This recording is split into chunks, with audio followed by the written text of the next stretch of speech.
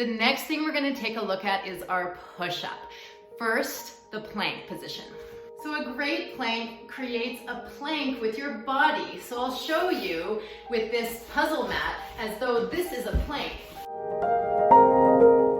You can see here how my body is creating a plank position just like the plank that's above me. My shoulders, my hips, and my knees are all in alignment. So I'm not hiking up and I'm not sagging down. What we want is a nice straight line through our body. The bottom of the push-up is much like the top of the push-up, and we want to maintain that same plank as we lower towards the floor, bending the elbows, keeping everything else the same as it was at the top of the plank. And then at the bottom, you can rest your body down to get a feel of what the bottom of the push-up is like. We want to actually touch down at the bottom. We're bending our elbows, and then we curl our toes under. From there, inhale, and with that rigid body, you might have a better chance at pushing up from the floor. If you tried a full push-up and you didn't quite make it, but you felt close, 2 yoga blocks might be the solution for you. So we'll place those 2 blocks on the floor. They'll be very close together. One will be at the top of your rib cage and one will be at your hips. Then you'll place those on the floor, just like so, and rest your body into those 2 spots. Okay, we want wider feet. Wider feet is easier and a great place to start rather than narrow feet. Same thing with the hands. Wider hands is usually an easier starting position. Gather in all your strength. Inhale. Exhale, come up to your plank position. Then slowly lower down with control, landing on those 2 blocks at the bottom. Inhale, exhale, and stay firm at the top as you lower down to the blocks. Rest your full body weight down on those blocks when you get there. One more time, inhale, exhale to your plank position.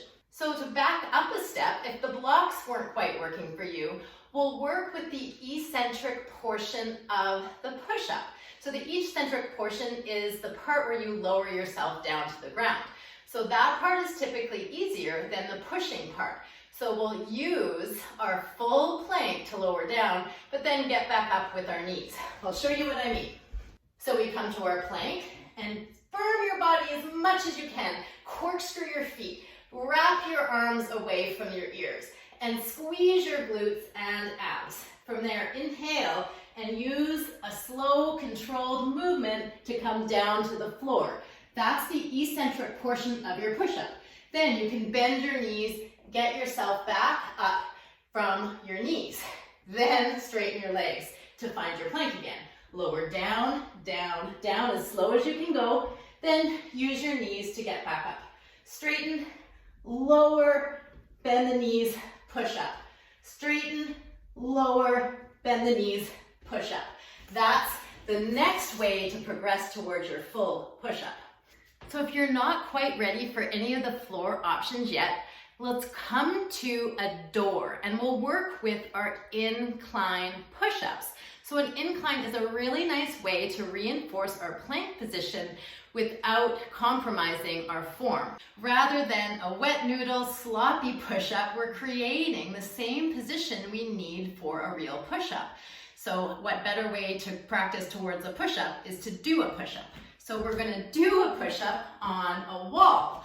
And what I like to think about in a push-up is as though we're actually pushing something away from us. So you can imagine the position you'd be in when you're pushing something. Maybe a friend, maybe a car, we don't know, but you're pushing and creating that position.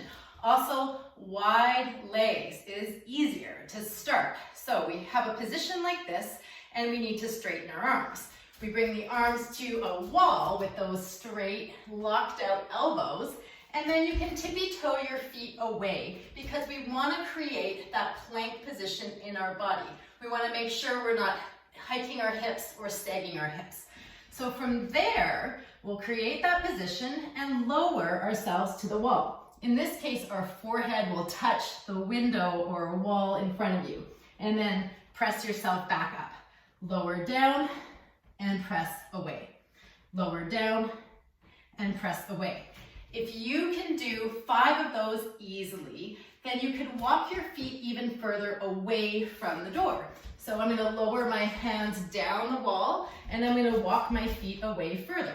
Then I'm going to lower myself to the wall and straighten my arms. Lower myself and straighten, lower and straighten.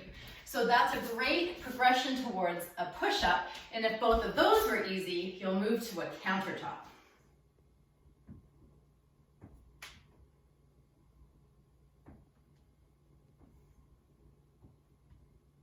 So one of the best ways to progress your push-up is to use an incline. And a countertop is a convenient incline that most of us have at home.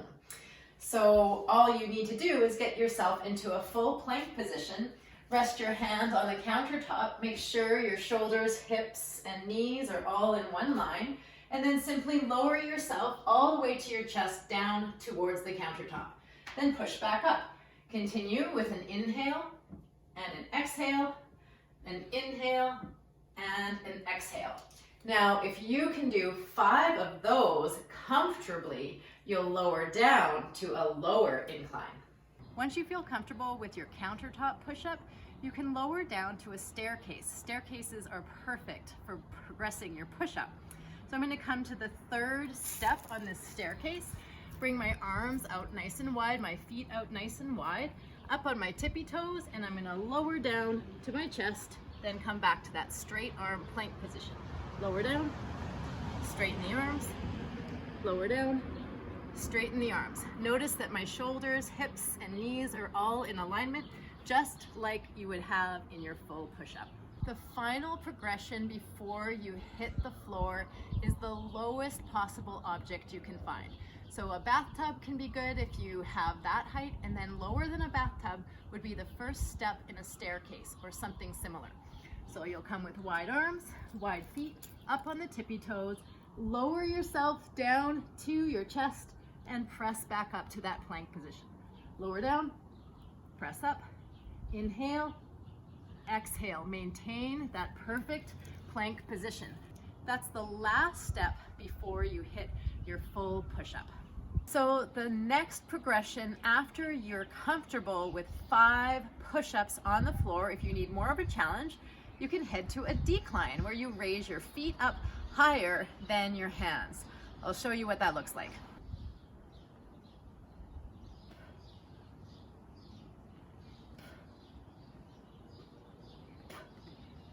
Those of you who are pros at push-ups, a fun next progression can be the handstand push-up. So this is for those of you who are ready for it and who are competent at push-ups and competent at handstands. I'll show you what it looks like. So you're going to give yourself a marker to touch down to with your head. You'll place 1 or maybe 2 yoga blocks near the wall or door. And then your hands go on either side of the yoga block. We'll aim to touch the blocks and then aim to press up, just like so.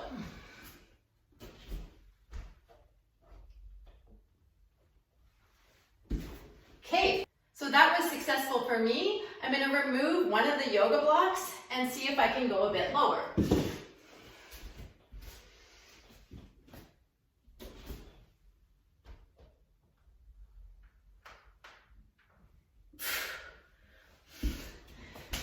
So that shows me where I have my work cut out for me. I didn't quite make it, but now I know where I'm headed to. This is a great and fun progression towards your handstand push-up.